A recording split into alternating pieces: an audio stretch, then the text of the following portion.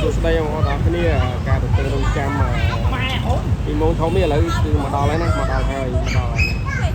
បាទមកដល់ហើយបងប្អូនមកដល់ហើយធំមែនទេណាធំណាស់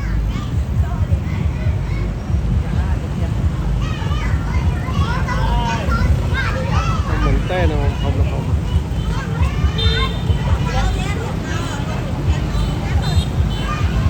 នេះគឺចុងក្រោយគេណាវត្តសុភី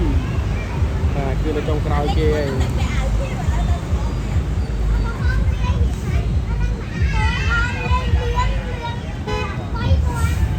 បាទធំមែនតើណាទីម៉ូនេះគឺធំអូពលឺច្រើន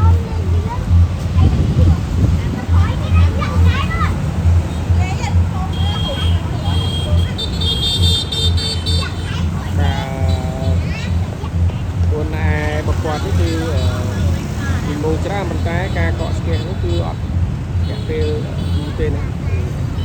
តែមកបែរនេះគឺគាត់សម្រួលចរាចរណ៍ដល់បាទសូមជម្រាបថាការហែមានតែការរបស់ខ្លួនឯងនេះដែលមានពីម៉ូធំមានយ៉ាមានអីនេះហើយជាមួយនឹងមានមនុស្សមានតារាយល់ប្រភេទពីម៉ូចម្រុះបាទគឺមានប្រជាប្រិយភាពខ្លាំងនៅស្រុកស្អាងយ៉ាងនេះ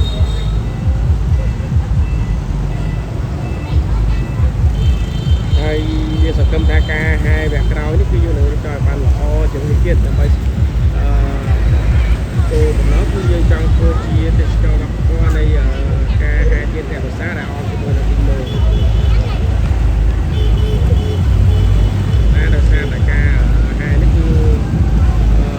មានរយៈពេលឆ្ងាយអញ្ចឹងធ្វើឲ្យអ្នកខ្លះគាត់ទៅមុនអ្នកខ្លះគាត់ក្រោយ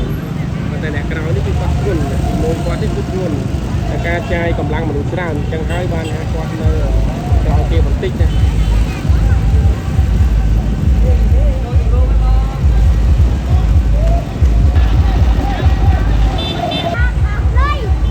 បាទមើលសម្បីតែការដើរនេះគឺបងប្អូនឯងមើលទៅជាក់ស្ដែងគឺដល់ពិបាកមែនទេណាចម្ងាយផ្លូវឆ្ងាយហើយទៅការកម្លាំងមនុស្សរហូតដល់4ទៅ5នាក់នៅក្នុងហ្នឹងដើម្បីធ្វើការចូលហែអញ្ចឹងក៏ជាធ្ងន់ណាធ្ងន់មែនទែនទីបងប្អូនណានៅខាងក្នុងនេះគឺចំណាយកម្លាំងមនុស្ស4នាក់គាត់ជាធំមែនទែន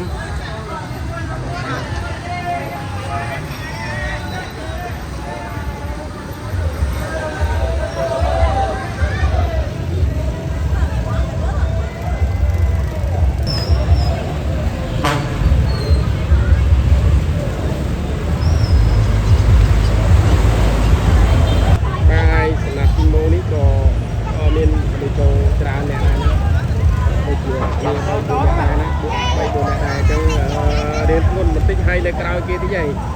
បាទគឺគាត់ប្រើកម្លាំងច្រើន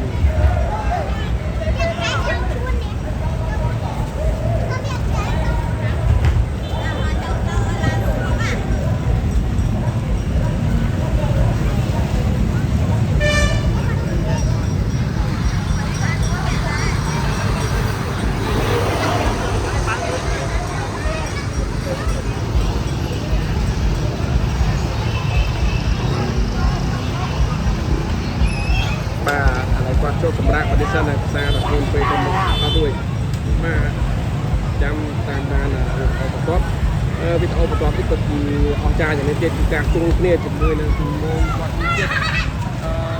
តែមានទីម៉ូងជានៅទៀតចាំតាមដានអស់គ្នាណា